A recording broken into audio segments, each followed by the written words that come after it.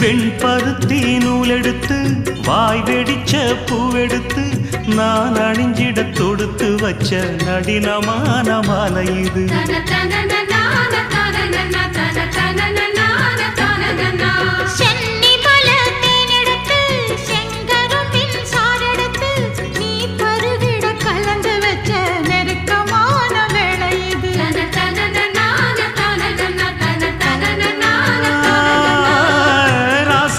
உடம்பிருக்கும் ரவிக்க துணி நானாக அன்னாடம் சூடி கொள்ள ஆசை வச்சாகாதா.